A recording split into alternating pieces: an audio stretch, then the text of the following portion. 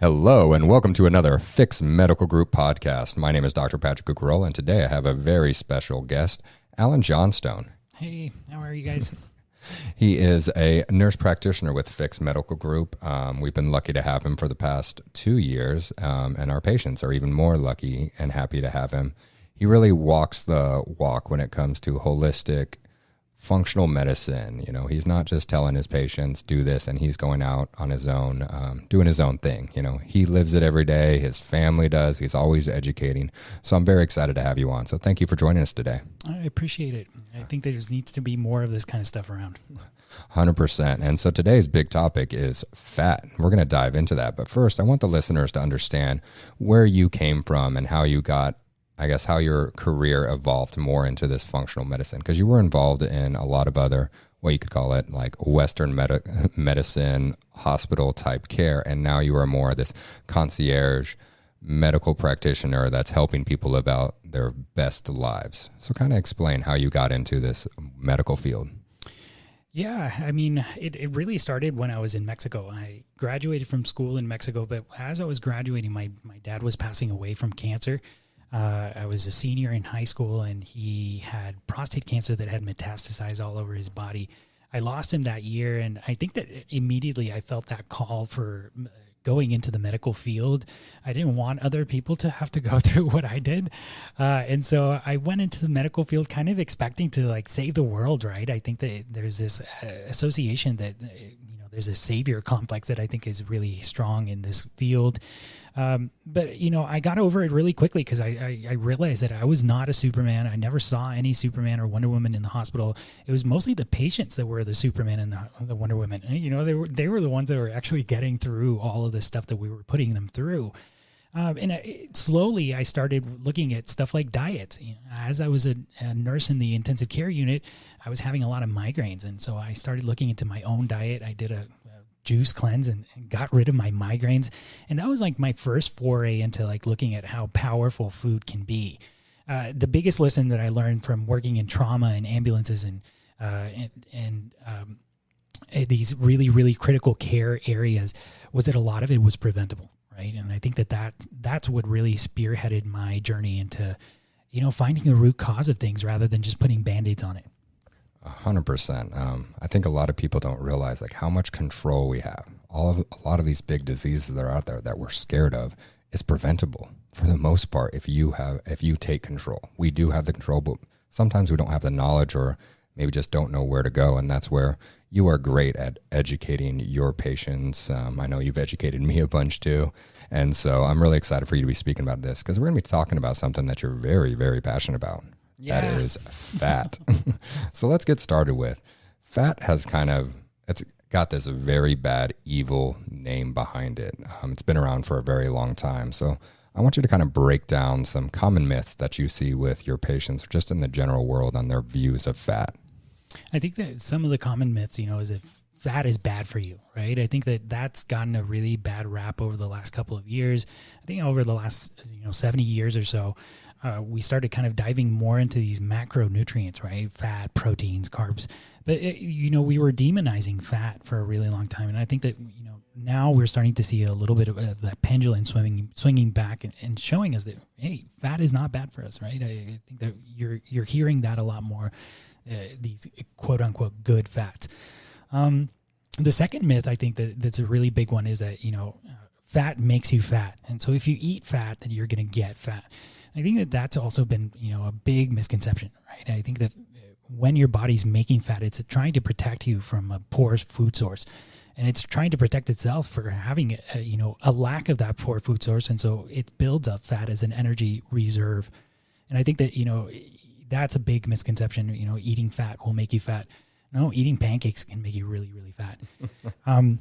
And then the last one, I think that there's just a really, really great study that talks about, fat being the boogeyman in cardiovascular disease. And so I think that that's been a huge, huge myth that now has been dispelled. They looked at all of the studies, including randomized controlled trials and these meta-analysis that are taking vast amounts of data, and they found that saturated fat is not a cause of cardiovascular disease. hands down, it doesn't even put you at risk for it. And so those three are the biggest misconceptions that I find very commonly in the population. Yeah, exactly. Like I think it was Dr. Ansel Keys. This was like back in 1960. He did some big damage in this world because he released this study that went viral before there was even Facebook or podcasts. But it was on fat that just said, demonize fat, exactly what you said. But they've already done tons of studies to take everything that he had in that study and reverse it, but it's not out in the world. I think there was over like 600,000 participants in these like 2 big meta studies that saw no reduction in heart disease when you talked about the differences of fat that he said. But he did so much damage, and it's still in the literature. It's still in our lives today, these low-fat diets. And so really trying to dispel those myths so people can live their healthy lives. One thing that he did break down was the good and bad fats. Yeah. So we said fat's not evil, but some fat is evil. So you need to know the right ones. Can you explain to the listeners what the difference between good and bad fats are? Yeah, of course. I think that's a great question. I get that question quite often, it's like, hey, these are the kinds of fats that I'm eating. And a lot of the people, have heard a lot about olive oil and coconut oil or avocado oil. Those are great oils at the end of the day. I definitely think that those are great, oils. But when I'm talking about fat, I want fat. And fat really only comes from like the chemical structure, right? And at the end of the day, when I talk to people, I do bring it back to that basic chemical structure of what it looks like, right? What is our body understanding from what this substance that's going into our bodies? And we're made out of this kind of fat, right? We are made as part of the animal kingdom. As humans, we make saturated fat. And it is important to actually have saturated fat in your diet if you don't want to gain weight. It is one of those things that I do consider to be important.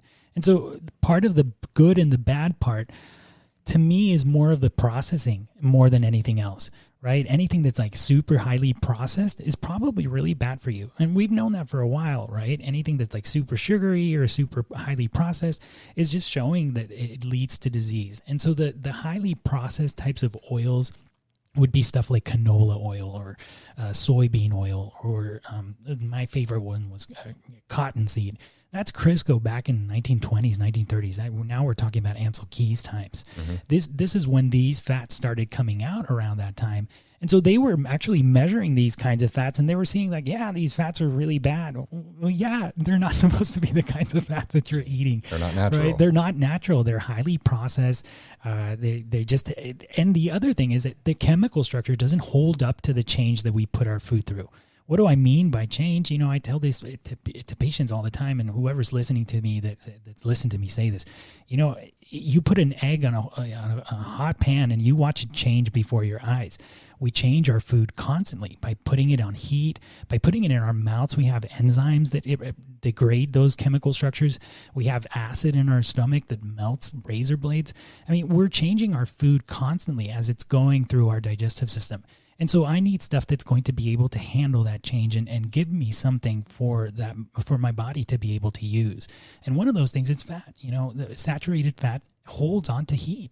It really is so tolerant of heat that you can even reheat some of these fats. And that's a big, big important thing, right? Especially when we're talking about chemical structures. Mm-hmm. Yeah. And so really for the listeners, the big ones are stay away from processed trans fats. There's nothing good about them. Yeah. Would you agree? There's not one reason that you should have it in your diet. Nope. No margarine, no peanut oil, no safflower, sunflower seed oil. They're just highly processed as far as like these are the kinds of oils that I call industrial seeds. Our government has a surplus of corn. It has a surplus of soy. And so in order for them to like not waste all of that surplus, they turn it into all sorts of stuff, right? I mean, you can find sugar in like paint and cigarettes. I mean, when we have a surplus of these things, we are making sure that it's getting used in some form or way. And I think that the processing is probably the biggest detriment to that, right? I think that by the time it gets into that bottle, it's a whole different product than what you're actually, if you were to just eat a whole soybean. Mm-hmm. So we just talked about, hey, there's certain fats that are really bad for you, the trans and unprocessed or processed fats. But when you're actually getting that good, those saturated fats, you're using them in the right way. Why is fat so powerful for our bodies? Great question. I mean, fat is really powerful for our bodies because it's a really great fuel source for us. And it is also really powerful because to be quite honest, it's what makes us. When we talk about cholesterol, cholesterol is a molecule that's embedded into every one of our cells. So we're covered, our cells are covered in fat. And so when you really think about it, the biggest difference between me and a plant is that I have good fat, or I have a saturated fat that's covering my cells so that it's not spilling all of the contents from those cells, right? And so the importance of fat is that it's so important to our body that your body can make it from whatever it is that you're eating. And you've seen some people out there making quite a bit of fat, right? And so I do think that it is one of those things that, people don't like fat, but at the same time, it is important to realize that there's no need to demonize it because it's something essential for us. Your body needs fat because that's what makes us. And so if you don't eat it, then your body's going to try to protect you by making it. Mm-hmm. Yeah. Correct me if I'm wrong, but isn't your brain like 80% fat? Oh my gosh, yes. Your brain is like mostly fat. And the brain's a pretty important organ there we want to have. I like to think clearly and do all that, but a lot of people don't realize that. And so when they're taking statins or those cholesterol lowering drugs, that's not just picking out, we're just going to lower your cholesterol in your arteries in your heart. It's affecting your entire body. And I don't think people realize that. And so once again, I'm glad that we have these medications out there, but I think we over rely on them when we could be looking more into the root cause and into the diet. And that's what you're all about. Yeah. And I think that, because these medications are affecting production of something that's so vital, because cholesterol ends up being like a building block. It's like a Lego that we use for different things. I mean, we patch our holes in our arteries. And so if we have any damage to our arteries, we're putting cholesterol on them. It almost acts like a plaster. We use cholesterol to build our hormones. And so testosterone's made out of cholesterol. And so at the end of the day, we have to make sure that what we're prescribing and what we're handing to these patients is something that's going to give them some sort of benefit, and not just, leave them on some sort of prescription for the rest of their lives, and leave them without any options, right? I think that was one of those things that I really fought for is, I wanted options. I wanted people to have more than what was just being offered currently. Yeah.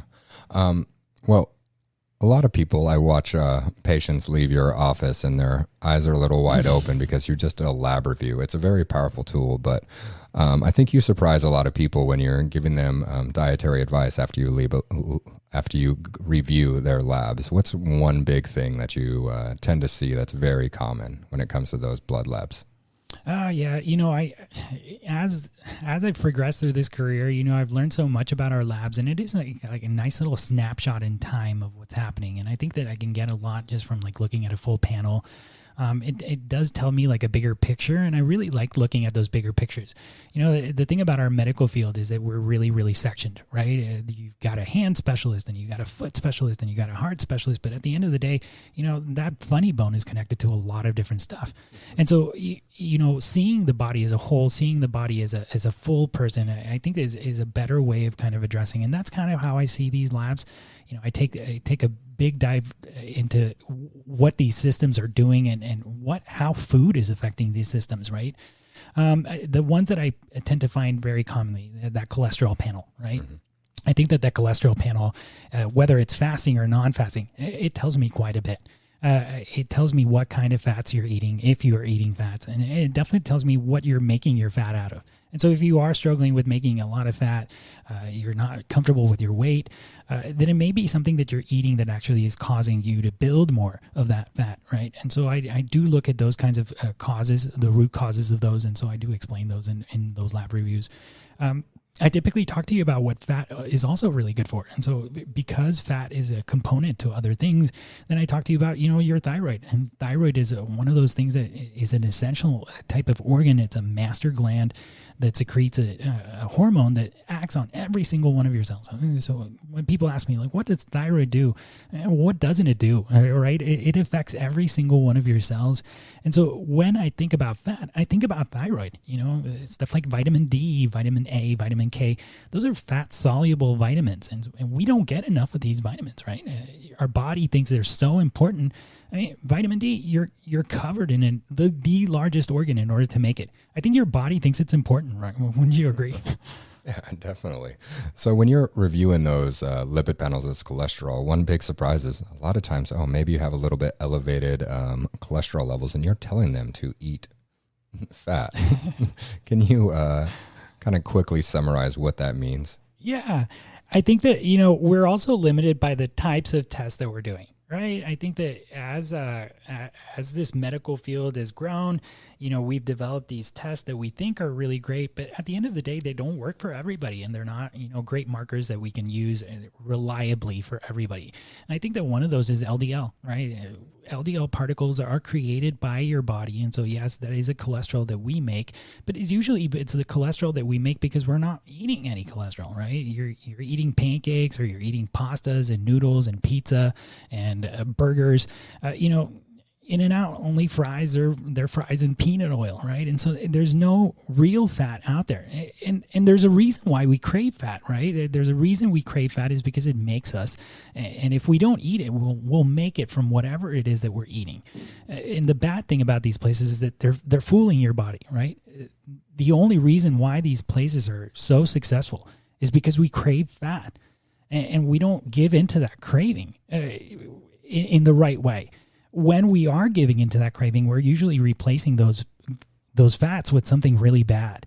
And I think that that's the biggest kind of problem, right? Is that we crave these fats, but we're not giving our body any of these.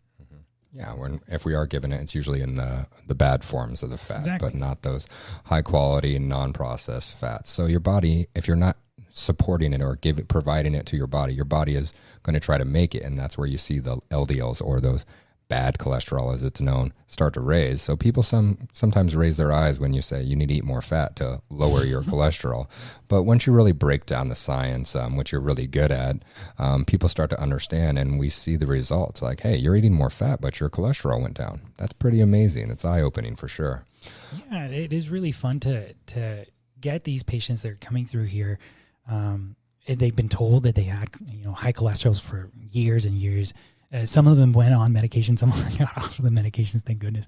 But at the end of the day, it's really fun to go through and see the improvements just from changing one thing, right? Just like adding one thing. It's really simple. That's really good for you. Well, what is 3 simple things that our listeners can take away to how they can get more of these good, high-quality fats in their lives? One of the first things that I tell people is try to eliminate the bad fat, right? Try to avoid a lot of this canola oil, safflower oil, cottonseed oil, any of those like oils that are going to be coming from plants. The only plants that I really like oils from is avocado, olive, and coconut. And even those, I don't use them to cook. I put it on my salads. I drop a whole bunch of olive oil on top of my cooked noodles. I put it on top of like my skin. I take a shot of olive oil maybe, but I just don't use it to cook. Part of the reason is just because it's not going to be the same product at the end of that change. And so that's the first thing that I would suggest is just look at your labels. If it's got a ton of these oils, I'm Mexican. I haven't found a tortilla without any soybean in forever. So if you can find me one with lard, I'll definitely be, very, very thankful for you. But, yes, lard or butter or some sort of saturated fat that's coming from some sort of animal, right? There's great products out there that are grass-fed, they're humanely raised. Ghee is a great option for a lot of people. People really love the taste of butter. My kids love it on broccoli and stuff. Adding a little bit more and being comfortable with adding, some sort of fat to your diet, to your lifestyle. One of the easiest ways that I do it is I start my day off with some fat. My first cup of coffee has like a huge tablespoon of butter and some cream on top of that. When you give your body these kinds of ingredients, your brain just starts functioning different. Your metabolism starts reacting in a different way. You're giving your body different information to do something different for you. And I think that that's a really powerful tool that is very easy to incorporate. A little bit of butter on that toast, man, it's going to make it taste a lot better. So basically you said 1, remove the bad fat. So being aware of the labels. And the next one is hey, start off your day with that. It's something simple with your breakfast or with your morning coffee. Adding those good fats into it can really jumpstart your day. And also you're already starting that process, that habit of having a little bit more fat in your life. What is one more that the listeners can take away to increase their good fat intake for overall health? I think that, if there was one more tip, it would just be that, I think that I really need people to just understand that fat is not bad. Mm-hmm. Right. And I think that hopefully that what you get from this whole conversation, fat is good for you. As long as you believe that, as long as you're doing okay, then that's a really great first step to kind of get you into the right place, right? Adding daily fat is always a great way, starting your breakfast out with eggs and bacon. If you want to have the oatmeal, just do it afterwards, right? Just add the fat first. It slows down the way that your food enters your gut, right? And so once we put fat into our stomach receives that as something that is good for it, and so it slows down. It actually makes you feel fuller. And so, adding fat is going to make you feel fuller throughout the day, and especially if you start off that way, right? When you're doing a breakfast or you're starting your coffee with some sort of fat, you're really setting up your day to be a lot more successful for you, right? You're just giving your body a lot of those ingredients that it needs. Breast milk, the majority of breast milk is fat. And so, we need it from a very early age. You mentioned something very important. Your brain is mostly made out of fat. And so, if you don't want to be making your fat out of pancakes, then, make sure that you're putting some butter on those pancakes, and now you're going to get a lot more out of them. I love it. Well, I guess we can summarize. You went over a lot when it comes down to fat. You started breaking down the science, but I believe the one takeaway is don't demonize fat. You got to rewire your brain that you've probably been told and trained throughout your whole life that fat is not evil. Fat's one of the best things that we can intake and how we are made up. So I want to thank you, Alan, for joining us today. Well, I'm sure you'll be on shortly to cover more of your vast knowledge, but thank you to the listeners. This is another Fix Medical Group podcast. We'll see you next time. Thank you.